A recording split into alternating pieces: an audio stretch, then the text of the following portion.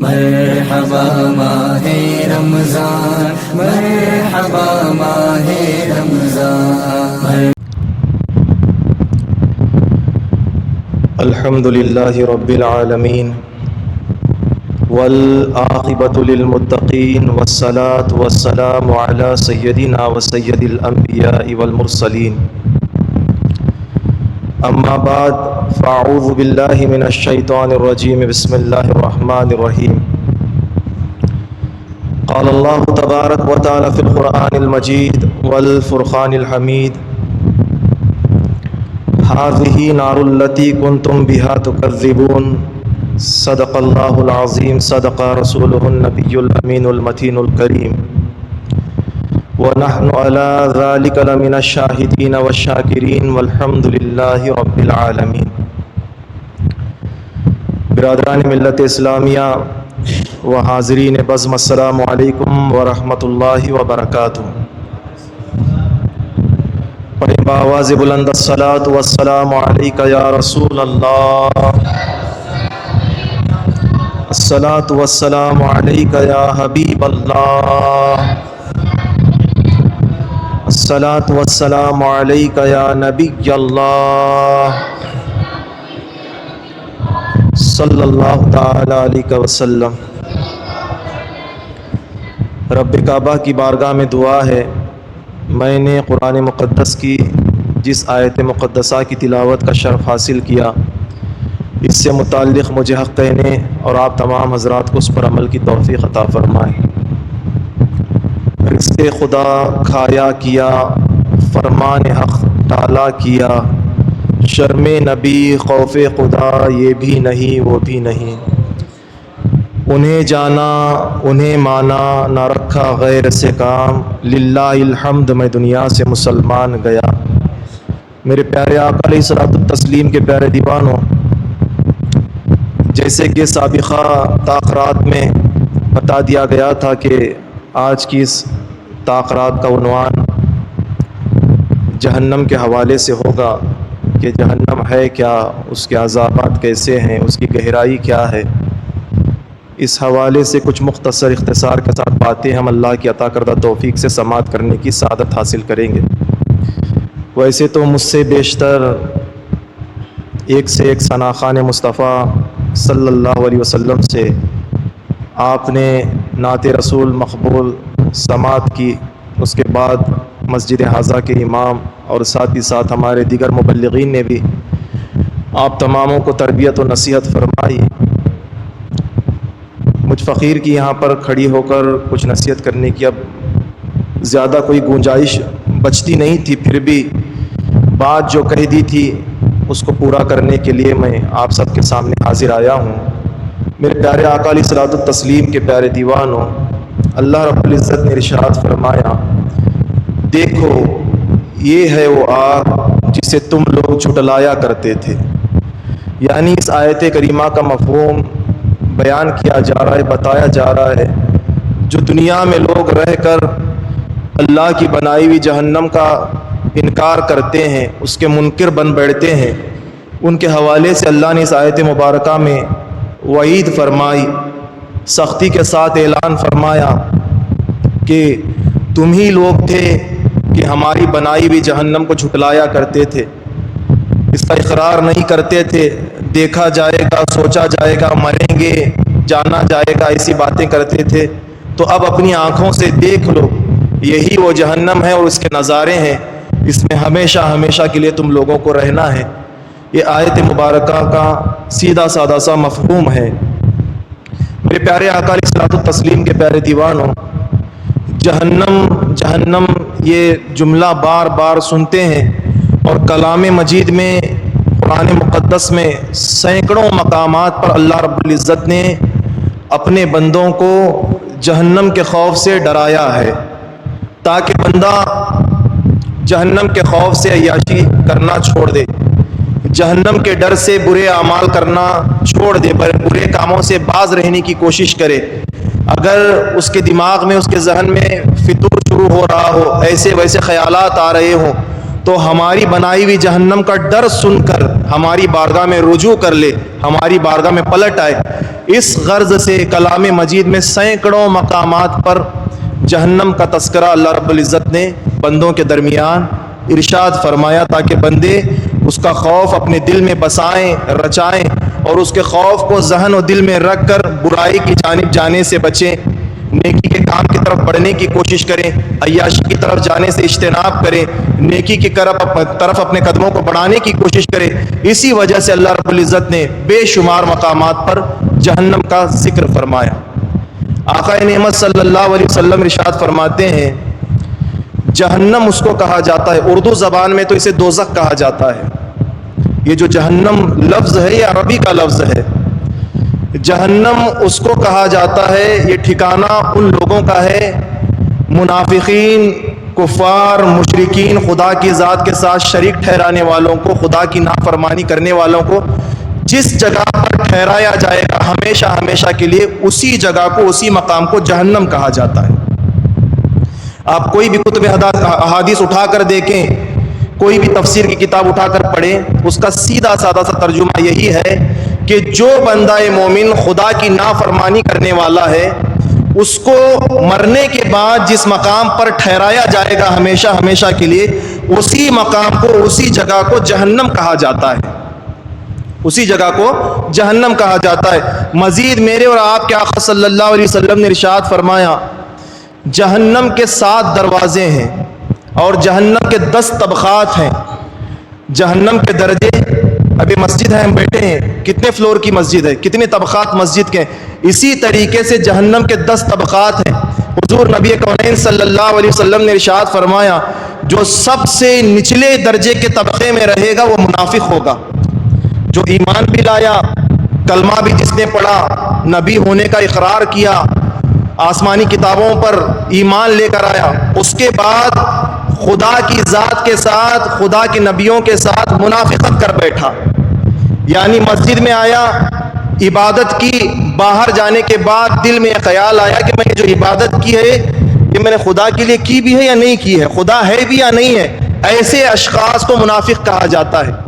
اب حضور علیہ السلام کی صحبت میں بیٹھا رہا پورا دن، حضور کی قال اللہ قال رسول اللہ صلی اللہ علیہ وسلم کو سنتا رہا، جب حضور صلی اللہ علیہ وسلم کی نشست برخاست ہوئی، وہاں سے اٹھنے کے بعد مسجد سے باہر آیا، اس کے بعد باہر آ کر سوچنے لگا جو یہ نصیحت کر رہے تھے واقعی میں معاذ اللہ ثم معاذ اللہ کے نبی ہیں بھی یا نہیں۔ ان کو منافقین کہا جاتا ہے، جو آنے کے بعد عبادت بھی کرے، سامنے موجود ہو تو اقرار کرے، پیچھے ہونے کے بعد ان کے عیب تلاش کرے، معاذ اللہ ثم معاذ اللہ، ایسے کو نفاق والا کہا جاتا ہے، منافق کہا جاتا ہے۔ اور میرے اور آپ کے صادق و مصدوق نبی صلی اللہ علیہ وسلم نے ارشاد فرمایا ایسے منافقین کا ٹھکانہ جہنم کی سب سے آخری اور نچلی تہ میں رکھا گیا ہے، ہمیشہ ہمیشہ کے لیے ان کو اس درجے میں رہ کر اللہ کے عذاب کو چکھنا ہوگا، اس ذائقے کو محسوس کرنا ہوگا۔ اور فرمایا گیا جہنم کے 7 دروازے اللہ رب العزت نے بنائے اور ان 7 دروازوں میں بندوں کی تقسیم کی جائے گی بروز قیامت کے دن، جس کا گناہ جیسا جیسا ہوگا، جس کا عمل جیسا جیسا، اس کے عمل کے مطابق، اس کے گناہ کے مطابق اس کو اس دروازے کے سامنے کھڑا کر دیا جائے گا، اس دروازے سے اس کو داخل کر دیا جائے گا، اسی دروازے سے اس کے گناہ کے مطابق اس کو داخل ہونا ہوگا، جہنم کا مزہ چکھنا ہوگا۔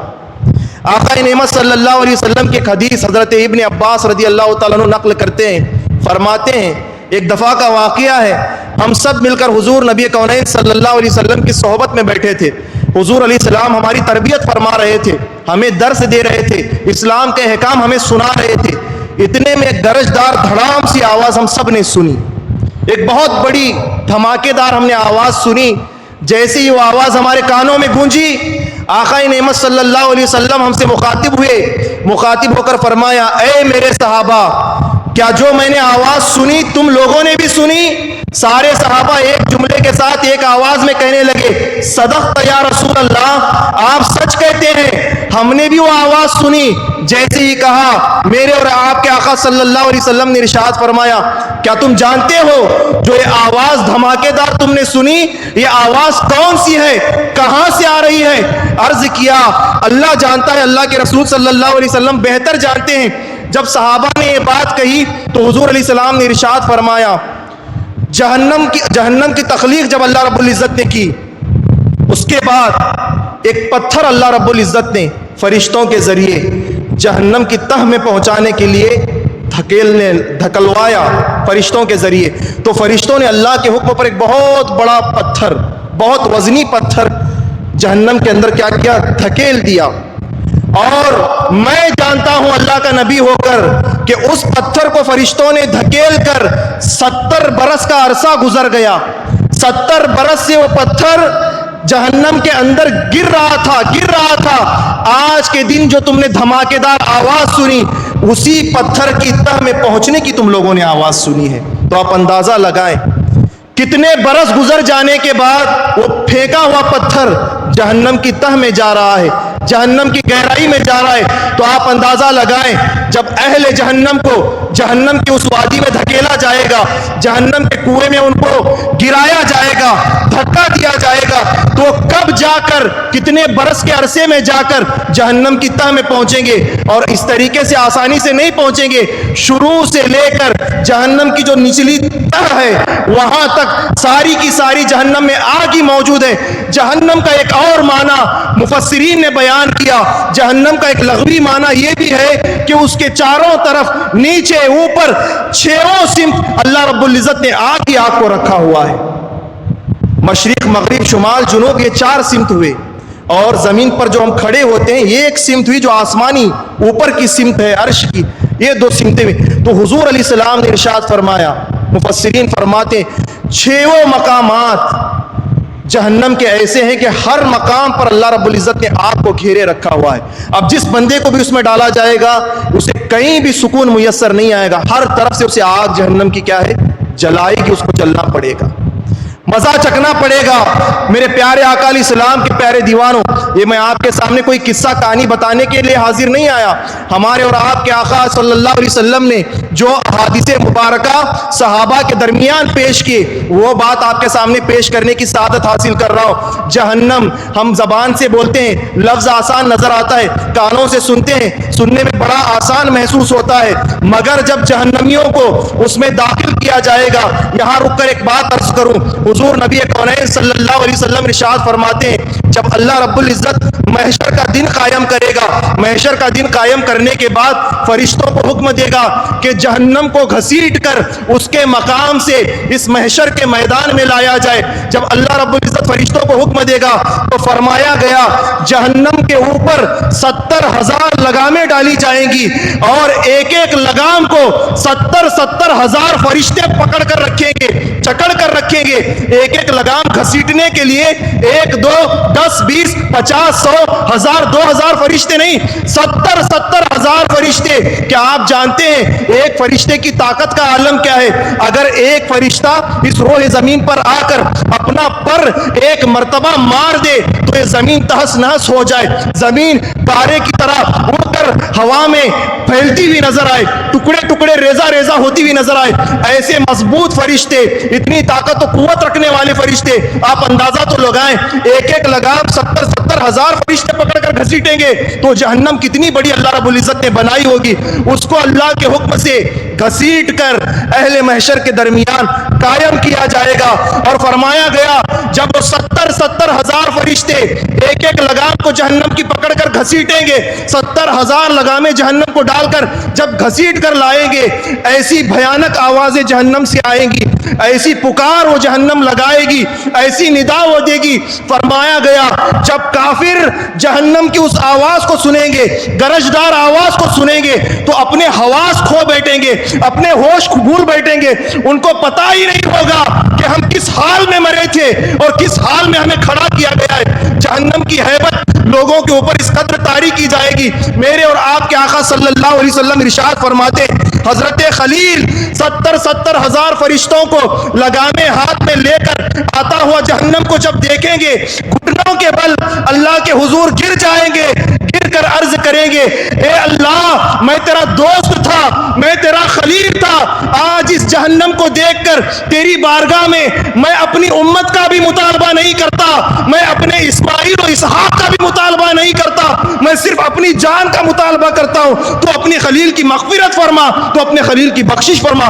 کون کہیں گے حضرت خلیل اللہ ابراہیم علیہ السلام اللہ کے حضور ایسا عارضہ پیش کریں گے، گھٹنوں کے بل گر جائیں گے۔ حضرت عیسیٰ روح اللہ علیہ السلام کے حوالے سے فرمایا گیا، جب اسی جہنم کو فرشتے گھسیٹ کر لاتے ہوں گے، جب حضرت عیسیٰ علیہ السلام دیکھیں گے، فرمایا گیا جہنم کی ہیبت ان پر جب طاری ہوگی، فرمایا گیا ان کے ہر روگٹے سے خون کے فوارے جاری ہوں گے، ہر روم سے خون کے نہریں جاری ہوگی، وہ بہتا ہوا پورا وجود خون سے لبالب ان کا بھر جائے گا۔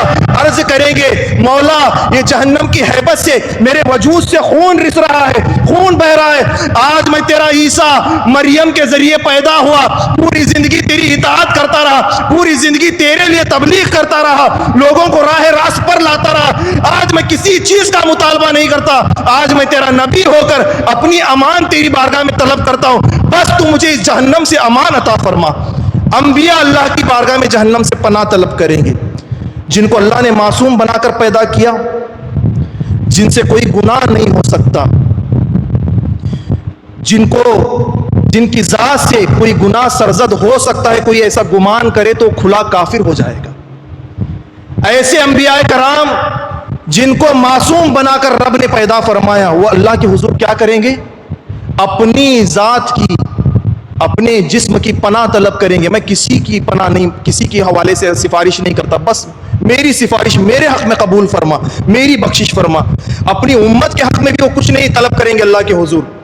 جب معصومین جہنم کی ہیبت سے اس طریقے سے کانپیں گے، تو ہمارے پاس کون سا ایسا عمل ہے جس کی بنیاد پر آج ہم اس زمین پر اکڑ اکڑ کر چلتے ہوئے نظر آتے ہیں، تکبرانہ انداز میں بات کرتے ہوئے نظر آتے ہیں، ایک دوسرے کے حوالے سے فساد فتنہ بپا کرتے ہوئے نظر آتے ہیں، ایک دوسرے کے حوالے سے گندگی ذہنوں میں بسائے ہوئے نظر آتے ہیں۔ میرے پیارے آقا علیہ الصلوۃ والتسلیم کے پیارے دیوانوں، جب انبیاء اپنی ذاتوں کی امان پیش کریں گے تو ہمارا تو وہاں کوئی وجود ہی نہیں ہوگا، ہمارا تو کوئی وہاں معاملہ ہی نہیں ہوگا، ہم کہاں اس حال میں ہوں گے؟ فرمایا گیا اس جہنم کو دیکھ کر، اس محشر کے نفسا نفسی کے دن کو دیکھ کر اکثر لوگوں کے جسم پر لباس تک نہیں ہوں گے، اکثر قومیں براہنہ اللہ کے حضور کھڑی ہوں گی اپنے حساب کے لیے۔ یہاں جوان رات کی تاریکی میں موبائل سے فرصت نہیں ملتی، ایسے ویسے فلمز دیکھنے کے لیے، ننگے اجسام کو دیکھنے کے لیے تنہائی میں کمروں میں بیٹھ کر، دوستوں کے درمیان بیٹھ کر لذت بھرے انداز سے ان آنکھوں سے گناہ کرتے ہوئے جوان نظر آتے ہیں۔ مگر حشر کا وہ دن ایسا ہوگا، قیامت جب فرشتے گھسیٹ کر اللہ کے حکم سے جس مقام کو لانے کا رب حکم دے گا لائیں گے، فرمایا گیا عورتیں بھی ننگی ہوں گی، مرد بھی ننگے ہوں گے، یہاں تک کہ مفسرین آگے بڑھ کر فرماتے ہیں ایک دوسرے کے جسم ایک دوسرے کو مس کرتے ہوں گے، فیل ہوتا ہوگا ایک دوسرے کو کہ فلاں بندہ مجھے لگ رہا ہے، فلاں بندی مجھے لگ رہی ہے، مگر مس کرنے کے باوجود اتنی حاجت نہیں ہوگی، اتنی ضرورت نہیں ہوگی، ایسی ہیبت اللہ بندوں پر طاری کر دے گا کہ بازو کھڑے ہوئے بندے کو دیکھنے کی بھی گنجائش نہیں ہوگی، دیکھ نہیں سکے گا کوئی کسی کو، ننگے ہونے کے باوجود کوئی کسی کو نہیں دیکھ پائے گا۔ وہ کیسی جہنم کی ہیبت اللہ رب العزت روز قیامت بندوں پر طاری کر دے گا۔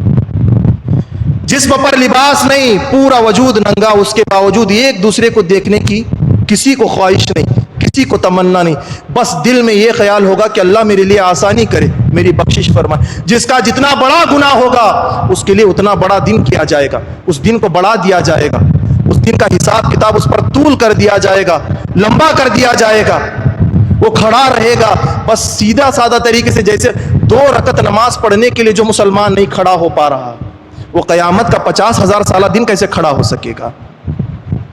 تراویح کے لیے 1-1.5 پارہ سننے کے لیے پاؤں کھڑے نہیں ہو پاتے مسلمانوں کے، الا ماشاءاللہ۔ جو مسلمان خدا کا قرآن سننے کے لیے، خدا کا کلام سننے کے لیے سستی و بیزارگی کر رہا ہو، وہ انسان حساب و کتاب اپنے نفس کا دینے کے لیے 50,000 سالہ دن کیسا کھڑا ہو سکتا؟ کیسے کھڑا ہوگا؟ میرے پیارے آقا علیہ السلام کے پیارے اسی پر بس نہیں، مزید آگے فرمایا گیا جس کا جتنا عمل ہوگا اس سورج کی گرمی سے، اس جہنم کی تپش سے اتنا وہ پسینے میں ڈوبا ہوا ہوگا، کوئی گھٹنوں تک، کوئی ٹخنوں تک، کوئی کمر تک، کوئی گردن تک، یہاں تک کہ میرے اور آپ کے آقا صلی اللہ علیہ وسلم ارشاد فرماتے ہیں کسی کا تو عمل کسی کا تو گناہ اتنا زیادہ ہوگا کہ وہ جیسے پانی میں انسان تیرتا ہے ویسے اپنے پسینے میں غوطے لگاتا ہوگا، ڈوبے گا، پسینہ پیے گا، اس کے بعد پھر واپس چہرے کو اٹھائے گا، پھر غوطے لگائے گا۔ آپ جانتے ہیں پسینہ جو دنیا میں آتا ہے ایسا پسینہ نہیں ہوگا جہنمیوں کا۔ فرمایا گیا آقا نعمت صلی اللہ علیہ وسلم ارشاد فرماتے ہیں جو پسینہ جہنمیوں کے وجود سے نکلے گا بدبودار، اہل جنت اس سے اللہ کی پناہ طلب کریں گے۔ جو جنتی ہوں گے اللہ کی بارگاہ میں عرض کریں گے مولا اس بدبو سے ہماری حفاظت فرما، ہمیں نجات عطا فرما۔ اور اسی پر بس نہیں، آقا علیہ السلام مزید آگے بڑھ کر فرماتے ہیں اگر وہ پسینے کی ایک بوند جو جہنمیوں کے وجود سے نکلے گی، پیپ کا ایک قطرہ جو ان کے وجود سے نکلے گا، اگر ایک بوند بھی لے کر اس پورے روح زمین پر ٹپکا دی جائے، ڈال دی جائے، تو یہ پوری زمین اس کی بدبو سے خاک ہو جائے گی، جل کر راکھ ہو جائے گی۔ آپ اندازہ لگائیں وہ پسینہ کیسا ہوگا۔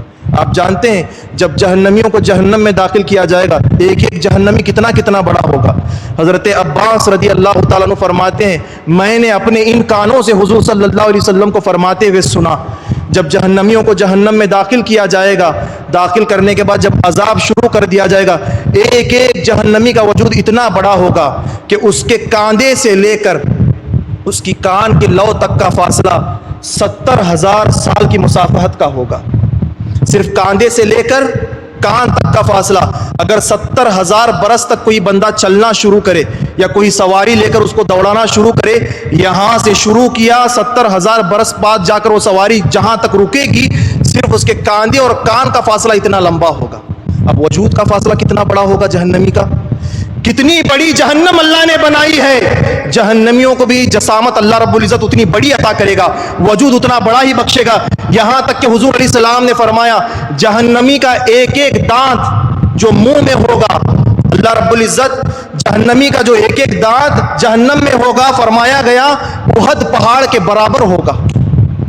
احد پہاڑ جتنا بڑا ہے اتنا بڑا دانت ایک ایک جہنمی کا ہوگا۔ تو آپ اندازہ کریں کتنا بڑا وجود آگ میں جلنے کے لیے اللہ رب العزت اسے عطا کرے گا، اس آگ میں جلنا ہوگا۔ اسی پر بس نہیں، جب جہنمیوں کو جہنم میں داخل کیا جائے گا، داخل کرنے کے بعد اللہ جہنم سے پوچھے گا اے جہنم کیا اتنے جہنمی تیرے اندر کافی ہیں؟ کتنے جہنمی؟ حضور نبی کونین صلی اللہ علیہ وسلم ارشاد فرماتے ہیں ہر 1000 کے گروہ میں، ہر 1000 لوگوں کی تعداد میں 999 لوگ جہنم میں جائیں گے، ایک جنت میں جائے گا۔ 1000 لوگ اللہ کی بارگاہ میں حساب کتاب کے لیے پیش کیے جائیں گے، 999 لوگوں کے حق میں جہنم لکھ دی جائے گی، صرف ایک بندہ اس میں سے چھانٹ کر جنت میں داخل کر دیا جائے گا۔ ایسے 1000 کی تعداد پیش کی جائے گی، 999 جہنم میں داخل کیے جائیں گے، ایک کو جنت میں داخل کیا جائے گا، 999 جہنم میں بھیجے جائیں گے، ایک کو جنت میں بھیجا جائے گا۔ تو آپ اندازہ لگائیں بابا آدم سے لے کر میرے اور آپ کے آقا صلی اللہ علیہ وسلم کی تمام امتیں جتنے اس روح زمین پر گزاری گئی، سب کا حساب و کتاب اسی طریقے سے ہوگا، اور کثیر تعداد میں جہنمی جہنم میں داخل کیے جائیں گے۔ جب داخل کریں گے رب پوچھے گا بتا جہنم کیا اتنے جہنمی تیرے اندر کافی ہیں؟ تو عرض کرے گی حل من مزید، اے اللہ اگر تیرے ابھی اور بندے جہنم میں جانے والے میرے اندر داخل کرنے والے باقی ہیں تو بھیج میرے اندر، ابھی بہت ساری میرے اندر جگہ باقی ہے، میں ان کو جلانے کے لیے تیار ہوں۔ آپ جانتے ہیں جب کافروں کو جہنم دیکھے گی، کفار و مشرکین کو دیکھے گی، اس انداز سے دھاڑے گی، اس انداز سے چیخے گی کیا تم ہی لوگ تھے جو میرے رب کی ذات کے ساتھ اوروں کو شریک ٹھہراتے تھے، اور معبودان تم نے بنا رکھے تھے، اور خداؤں کو مانتے تھے، اور خداؤں کی پرستش کرتے تھے؟ کیا تمہیں پتا نہیں تھا کہ اللہ نے میرے اندر تم لوگوں کے لیے کیسا عذاب رکھا ہے؟ آؤ آؤ، آج وہ دن آ گیا، تمہیں میرے اندر داخل ہونا ہے۔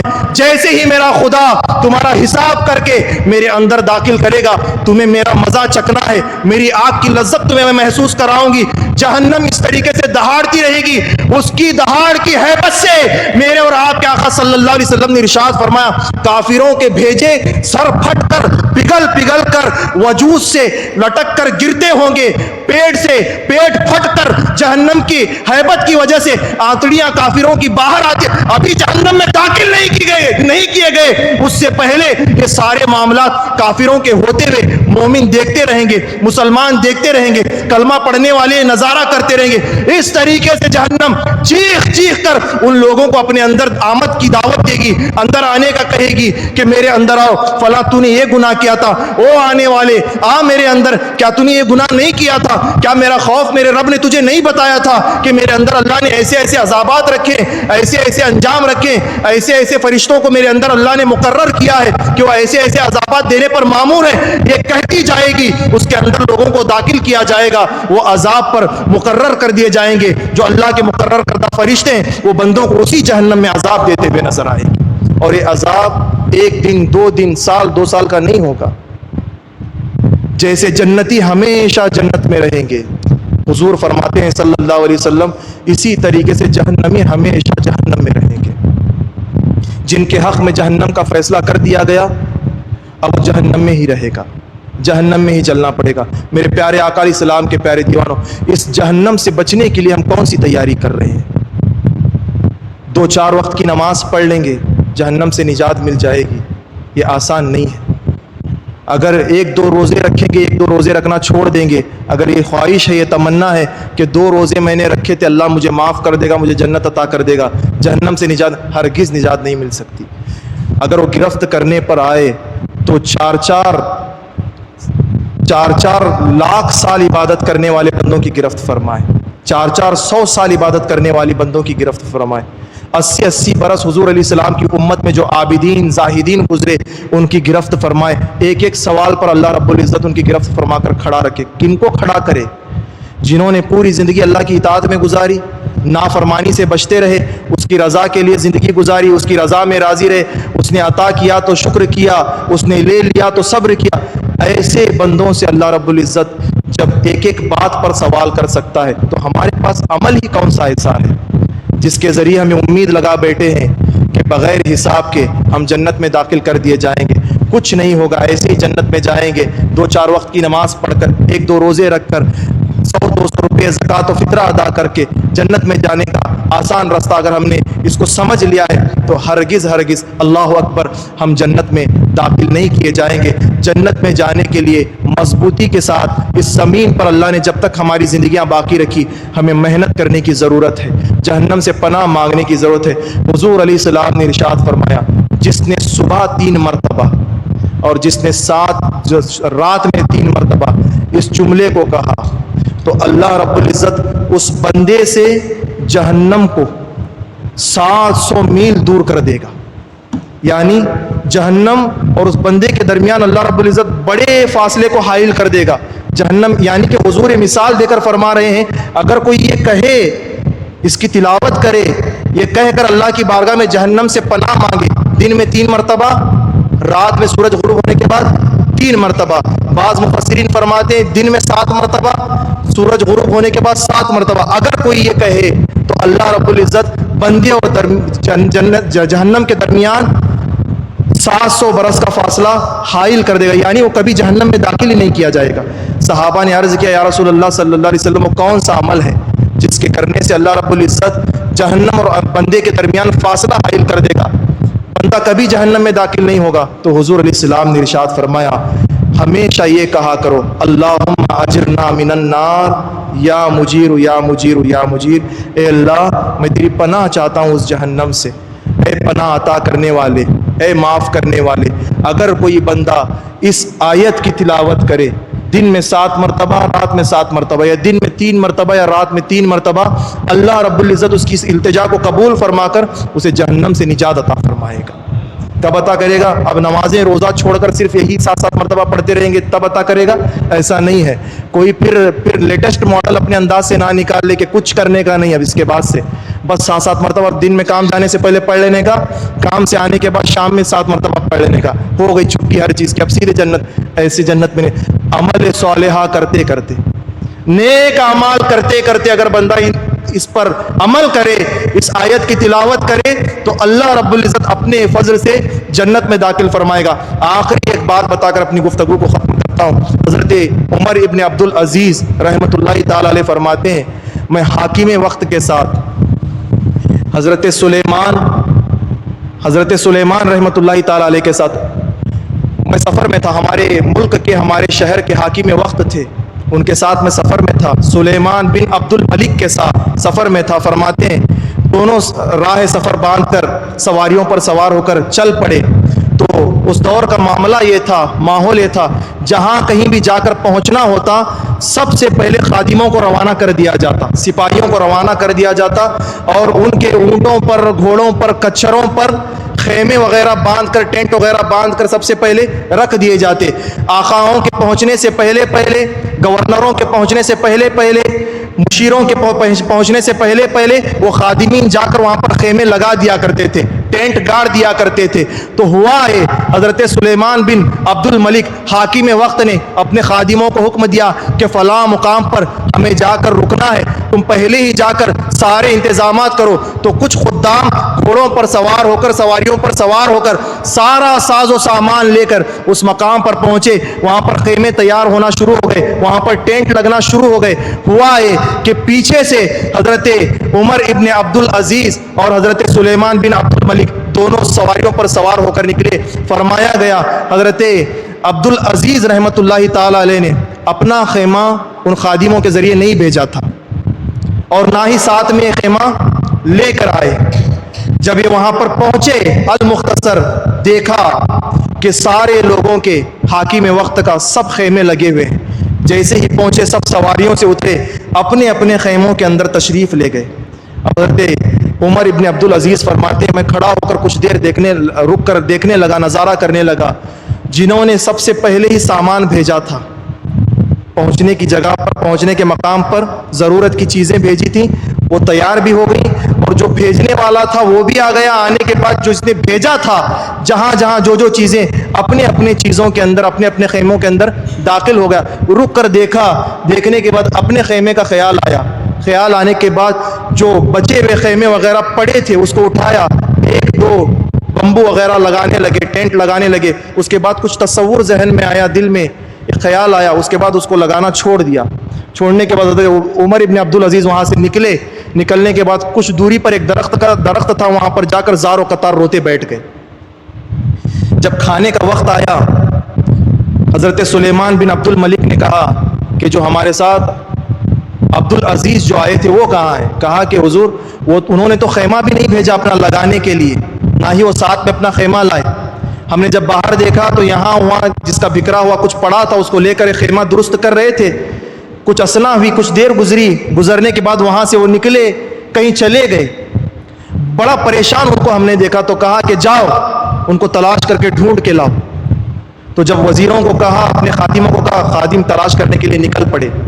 تو جو حاکم وقت تھے حضرت سلیمان بن عبد الملک، وہ بھی نکل پڑے باہر کہ میں بھی دیکھوں کہ میرا ساتھی کہاں ہے، میرا ہم سفر کہاں ہے، جس کے ساتھ میں سفر کر کے یہاں تک پہنچا۔ تو فرماتے ہیں جیسے ہی میں نے جا کر دیکھا، ایک درخت کے سائے کے نیچے بیٹھ کر زار و قطار حضرت عبد العزیز رو رہے تھے۔ میں ان کے قریب گیا، جانے کے بعد مخاطب ہو کر پوچھنے لگا کہ اے عبد العزیز کیا بات ہے، کیوں روتے ہو؟ کہا کہ نہیں ایسے ہی رو رہا ہوں، آپ کو نہیں بتا سکتا۔ کہا کہ کیا اس لیے رو رہے ہو کہ تم اپنا خیمہ لانا بھول گئے، اپنا ٹینٹ لانا بھول گئے، اس لیے رو رہے ہو کیونکہ تمہارا خیمہ ان خیموں میں موجود نہیں ہے، تمہاری آرام گاہ اس میں نہیں بنائی گئی، تم بھیج نہ سکے اس وجہ سے رو رہے ہو، یا یہاں پر تمہارا خیمہ موجود نہیں اس درد و کیفیت سے رو رہے ہو؟ جیسے ہی حاکم وقت نے سوال کیا تو اللہ والوں کی شان دیکھیں، فکر آخرت ان کے اندر کیسی تھی۔ مخاطب ہو کر کہنے لگے اے حاکم وقت، میں خیمہ نہ لانے کی وجہ سے نہیں رو رہا، نہ ہی خیمہ نہ موجود ہونے کی وجہ سے رو رہا ہوں، میں اس وجہ سے رو رہا ہوں کہ مجھے آخرت کی یاد آ رہی ہے کہ میرا اللہ حساب و کتاب کیسے کرے گا۔ کہا کہ یہ خیمہ لگانے میں، سفر کرنے میں تمہیں آخرت کہاں سے یاد آ گئی؟ تو فرمانے لگے بات اتنی ہے، ہم اپنے ملک سے نکلے یہاں تک پہنچنے کے لیے، نکلنے سے پہلے ہم نے یہاں تک ہماری ضرورت کی چیزوں کو پہنچایا۔ بہت ضروری بات عرض کر رہا ہوں آپ کے سامنے، یہاں تک جو ہماری ضرورت کی چیزیں، ہمارے آرام کی چیزیں، ہمیں سکون پہنچانے والی چیزیں ہیں، وہ ساری چیزیں ہمارے آنے سے پہلے ہم نے یہاں تک بھیجی۔ جب وہ آئی تو ساری ہماری چیزیں ہمارے ذہن و فکر، ہمارے قلب کے مطابق سجا دی گئی، بنا دی گئی۔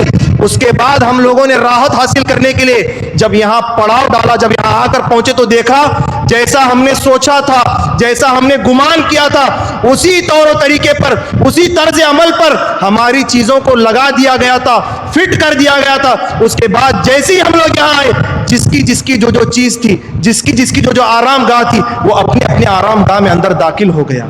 تو مجھے آخرت کی فکر یاد آئی۔ تو پھر کہا کہ اس میں آخرت کی یاد تمہیں کیسے آئی؟ تو کہا جب دنیا کے آرام کے لیے کہیں سے کہیں ہمیں جانا ہوتا ہے تو دنیا کے آرام کے لیے ہم لوگ جانے سے پہلے ہماری آرام کی چیزیں آگے بھیج رہے ہیں۔ تو اے حاکم وقت بتا تو صحیح، ہمیں دنیا چھوڑ کر رخصت ہونا ہے، آخرت کے لیے ہم نے کون سا سامان بھیجا ہوا ہے؟ یہی فکر مجھے ستا رہی ہے کہ دنیا کے لیے اتنا انتظام ہمیں پہنچنے سے پہلے کیا، اب آخرت کا بھی سفر تو یہاں سے ہمیں طے کرنا ہے۔ ملک الموت جب آئیں گے یہ نہیں پوچھیں گے مرنا ہے کہ نہیں مرنا ہے، آنا ہے کہ نہیں آنا ہے۔ اللہ کا جب حکم آئے گا کسی سے کوئی سوال نہیں، کسی سے کوئی کلام نہیں، جھٹ سے آئیں گے، لمحے بھی نہیں گزریں گے، جسم سے روح کو نکال لیں گے۔ جب نکال لیں گے تو آخرت کا سفر شروع ہو جائے گا۔